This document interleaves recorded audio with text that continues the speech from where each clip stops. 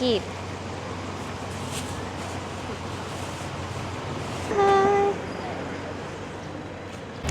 สบายดีทุกคนยินดีต้อนรับเข้าสู่ช่องน้องตุ๊กตาเมื่อนี้เป็นมื้อที่แบบว่ามาเฮียนแล้วแบบว่าไปเฮียนมื้อแรกกันนะทุกคนเนาะในการอยู่ผู้เดียวไปเฮียนมื้อแรกแล้วมื้อนี้น้องเต่งไปเฮียนเลิกเฮียนมาแล้วเนาะทุกคนเนาะมื้อนี้น้องเต่งได้คำย่องจากอาจารย์ว่าฝึกเขียนภาษาจีนงามมาเด้นี่นะอาจารย์ย่องว่าเขียนภาษาจีนงามแล้วเพิ่นว่าน่ะน้องเต่งก็แบบมีแรงบันดาลใจในการฝึกเขียนเลยมื้อคืนนี่ก็ฝึกเขียนแล้วก็มื้อเช้าก็ฝึกแล้วก็ตอนนี้ก็คือฝึกเนาะแล้วก็อาจารย์ให้ท่องแล้วก็ให้ฝึกเขียนพร้อมแบบเขียนถ้วยเลยนะทุกคนเนาะทั้งฝึกทั้งท่องทั้งเขียนทั้งอย่างให้จนได้บอสันก็คือแบบต้องได้มาแก้แล้วก็ฝึกเขียนทรงอาจารย์เป็นการบ้านอีกรอบนั่นแหละทุกคนเดี๋ยวมื้อนี้ติ่งพอได้กินข้าวเช้าเทื่อเพราะว่ามื้อนี้นะลืมตั้งโมงก็เลยแบบตื่นสายก็ไปเรียนบ่ทันแต่สุดท้ายก็ไปเรียนทันแล้วก็เข้าห้องก่อนอาจารย์อยู่แล้วและมื้อนี้ติ่งจะออกไปซื้อของกินเนาะบ่ฮู้ว่าข้างนอกสิมีหยังกินแน่เพราะว่ายังบ่ได้กินข้าวหิวข้าวแห้งเดี๋ยวติ่งจะไปซื้อของกินแล้วก็มานั่งกินอยู่ห้องทุกคนเดี๋ยวไปเบิ่งบรรยากาศของข้างนอกกันเนาะมื้อนี้เห็นนักศึกษาหลายแต่ต้องติ่งเสียดายบ่ทันไทยทุกคนเบิ่งเพราะว่าฟ้าวกลับมาแล้วก็ฟ้าวหาแนวกินข้าวทุกคนเนาะซึ่งแถวนั้นจะแบบมันอยู่แถวเขตของมหาลัยปนของมหาลัยธนาคารลาวแห่งชาติลาวแห่งชาติลาวนะทุกคนก็เลยแบบว่ามีสาวมหาลัยค่อนข้างที่จะหลายสาวบัญชีธนาคารหลายแล้วก็ห้างขายเครื่องขายของค่อนข้างที่จะหลายเพราะว่าอย่างหูบอเพราะว่ายวนมันต้องมีห้างขายเครื่องขายของหลายอยู่แล้วแหละเพราะว่าคนพลุกพล่านค่อนข้างที่จะหลายไปเดี๋ยวไปหาซื้อแนวกินกันตอนนี้เป็นเวลาประมาณ 12 โมงเที่ยงละเดี๋ยวกินข้าวแล้วเต็กก็จะหาตัดคลิปแล้วก็เหตุการณ์บ้านเฮียนแล้วก็เตรียมสร้างประโยคของภาษาจีนเนาะใจเจียน Today I'm very happy for learn Chinese language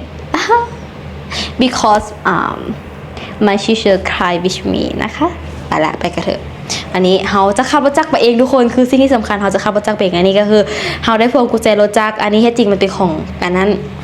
ของอย่างก็ของกระเป๋าแต่ว่าเดี๋ยวเขาจะไปแล้วทุกคนต่อไปเดี๋ยวเขาจะไปเพราะว่าไปไม่ถึงก็มาแหละเดี๋ยวล็อกห้องเอากุญแจมานำละคือเมื่อวานนี้ติดแบบไปเอาเงินมาจับเอากุญแจบอก100,000 กีบประมาณ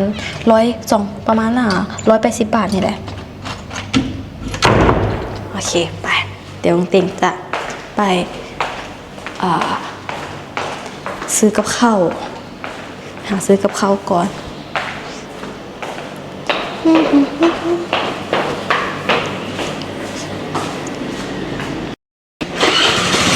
น้องตุ๊กตาขับรถไม่ค่อยเก่งไงทุกคนแต่ว่าที่พักนี่นะแถวที่พักนะค่อนข้างที่จะแบบว่ามีคนต่างประเทศนำเดี๋ยวแป๊บนึงแต่ว่าดีแต่ว่าตอนมาน่ะน้องตุ๊กเติมน้ำมันมาแต่เงินดีแต่ว่าตอนมาเติมน้ำมันมาแต่เงิน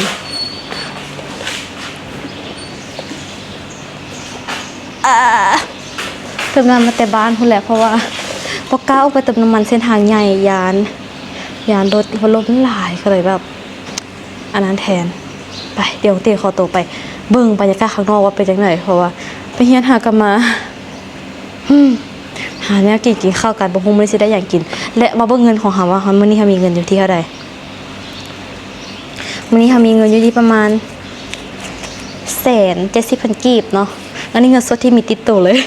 170,000 กีบเป็นเงินไทยกับประมาณ200ประมาณ200 กว่าบาท200เกือบ300 บาทไม่เป็นไรไปเบิ่งกันว่าราคากับข้าวอยู่แถวนี้นะสิแพงกว่าอยู่บ้านเฮาบ่แต่ยอมรับว่าอยู่ที่นี่นะราคาของถูกกว่าอยู่บ้านตรงหลายบ้านตรงนี้แบบครึ่งต่อครึ่งเลย ในการขับรถนี่ค่อนข้างจะแบบว่าบ่ค่อยเก่งแต่ก็พอขับได้เดี๋ยวเขาบอกกันว่าเฮาสิได้ซื้อกับข้าวหาหยังหาเบิ่งกับข้าวก่อนซึ่งแบบว่าอยากกินข้าวเดี๋ยวว่ามีข้าวเหนียวอย่างน้ำนะทุกคนนี่ดีโอเคเราเจอหาที่เราจะเจอ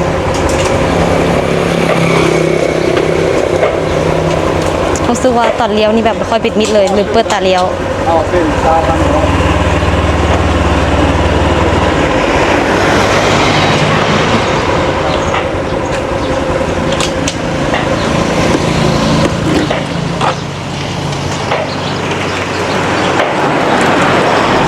ข้าวซุปของกินซุปโอเค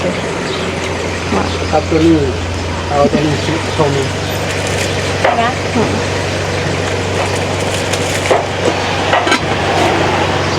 อันนี้คงว่าเขาจะได้ยังกินแน่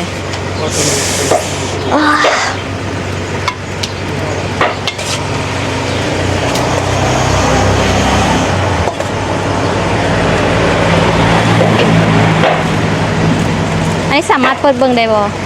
เปิดบ่ เปิดรถตามสบาย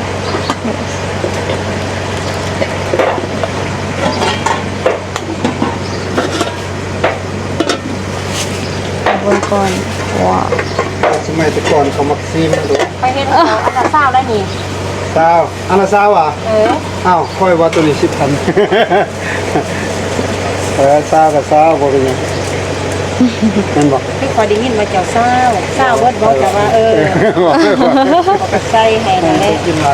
โอ้เสียงสำเนียงนี่คนใต้แม่นบ่ ไปเนื้อ เจ้าแม่นบ่ สำเนื้อ เนื้อสำเนื้อเอาบ่นึกว่าคนใต้อ่ะ ฮะ คนทางภาคกลางนี่แหละ ปากกลาง โดย อยู่นครหลวง อยู่ไซสมบูรณ์เจ้า ใส่สมบูรณ์ โดยแม่น เนื้อตัว สมบูรณ์ ใส่สมบูรณ์เนื้อแล้วมันขึ้นกับใกล้กับเชียงขวาง เอาแกงหน่อไม้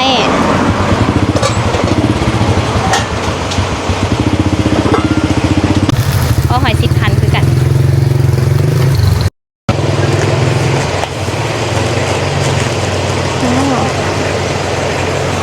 อากาศร้อนได้อ้อหอยกับแกงหน่อไม้อ๋ออันนี้อ้อหอย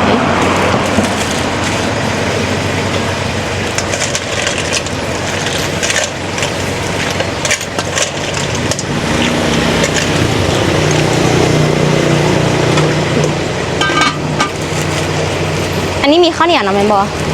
เอาข้าวเหนียว5,000เลยเรามาเบิ่งมันนี่เขากันตอนนี้อันนี้ข้าวนี่คือมันนี่ของเราเอา10,000เลยก็ได้รู้สึกว่า5,000มันได้น้อยโอเคเอา10,000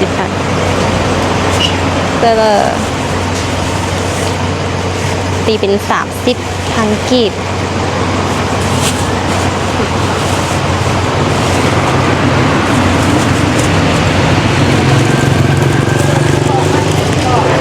โดยขับใจ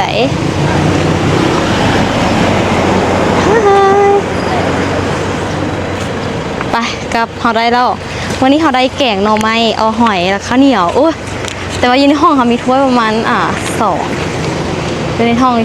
ถ้วยอันนึงจานอันนึงไปเดี๋ยวเขาจะโค้งรถตามแบบนี้ตอนโค้งนี้ขออย่าบไทยเพราะว่าอันไทยนี่ยันลดลมแท้ๆนี่จ้ากับข้าวของมันนี้ไม่ใช่ตุ๊กตาดิ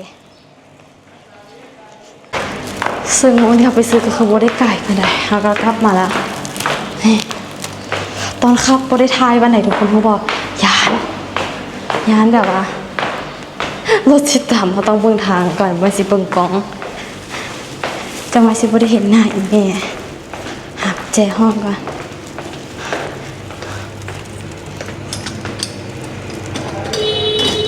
เราตุกมากินกับข้าวแบบนี้แล้วแบบโคตรดีเลยเดี๋ยวชิโทรอ้างแม่คนก็มื้อนี้เขาได้อย่างมาแน่ละเดี๋ยวชิโทรอ้างแม่เอามื้อนี้เขาได้อย่างมาแน่หาว่าอ้างแม่กันเถอะมาเดี๋ยวเรามาเบิ่งกับเขามื้อนี้แม่มัดผมก่อนเพราะว่ามันฮ้อนเทฮ้อนว่ะหอยหอย อันนี้แกงหน่อไม้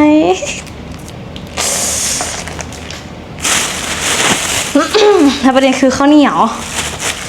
ซื้อมานำโทรอวดแม่ก่อนนะโทรหาแม่คืนกัน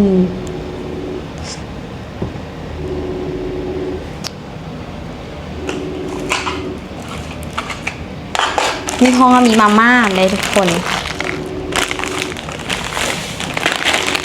มาม่านี่ต้องมีเพราะว่าอย่างโฮบอถ้าบ่มีนี่ก็ตายแต่ยามจำเป็นมีตะเกียบน้ำ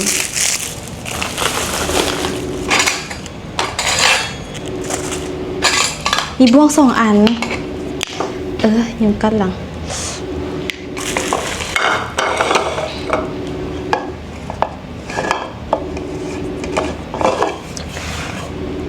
อ้าวแม่กับบ่ฮับอุ๊ยตายโอ้ยบ่เป็นหยังดอกอยู่ผู้เดียวเสียงดังบ่เป็นหยังดอกแทม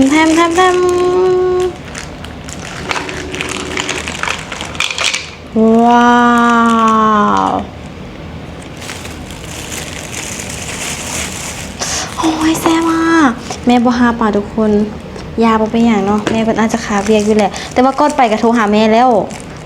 น้องเต็งบอกว่าเดี๋ยวน้องเต็งกลับมาน้องเต็งสิโทรหาอีกเทื่อเด้อแต่ว่านี่แม่บ่ฮับแสดงว่าแม่กำลังยากเวียกอยู่เดี๋ยวมีหลายคนถามอาการพ่อสมศักดิ์เดี๋ยวอาการพ่อสมศักดิ์ถือว่าดีขึ้นหลายแล้วทุกคนเดี๋ยวถ้าพ่อกลับมาจากส่วนอย่างก่อนแล้วเดี๋ยวจะให้แม่ถ่ายรูปพ่อมาให้เบิ่งหรือว่าอาการของพ่อมันเป็นจังใดดีขึ้นหลายแล้วบ่เดี๋ยวเฮามาชิมแกงหน่อไม้ก่อนดับแรกนึกวิใส่จานเฮาน่าจะถ้วยมา2 ใบเนาะแกงหน่อไม้ต้องตุกแกงแซ่บก่อนแต่ว่าก็พอได้อยู่ตอนนี้คือมันจะเหี้ยเดี๋ยวสดน้ำเหมือนกันมันอ่ะหอมขะแยงยำอร่อยมากค่ะบ่มีซ่อมมีแต่ช้อน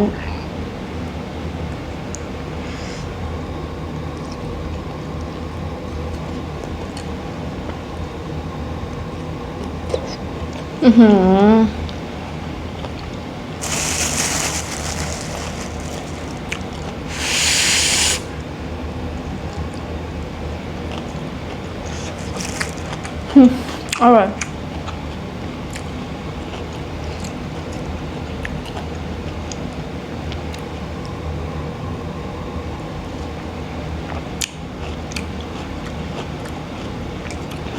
บวกค่อนข้างแก่นิดนึง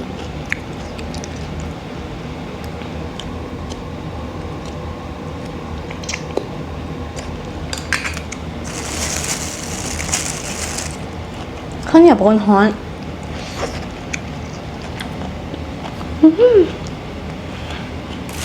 แซ่บเดี๋ยวหามาซิมเบิ้งหอยจุ๊บ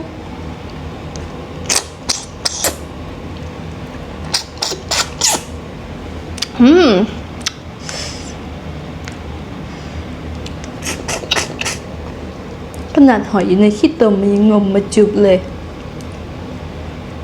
อยากเป็นหอยเด้ขนาดอยู่ในขี้ตมเธอยังงมมันมาจุบเลย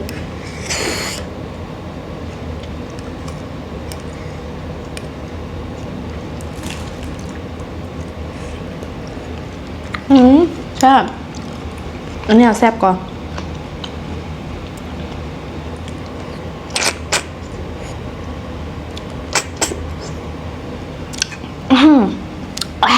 เผ็ด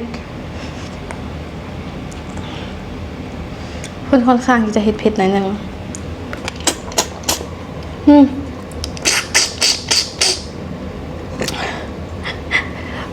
ส่วนเป็นเด็กกับผู้บ่าวเธอแรกแล้วจุ่มหอยผู้บ่าวเบิ้งแทบได้ประเด็นเธอแรกจุ่มหอยผู้บ่าวเบิ้ง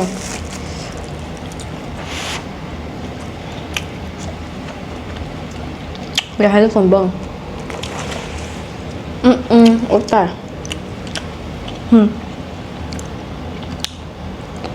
แกงน้องไม้ที่ชิโรนออกอ่ะว้าไปหอยบ้านเราเลยหน่อไม้เป็นหน่อไม้ถง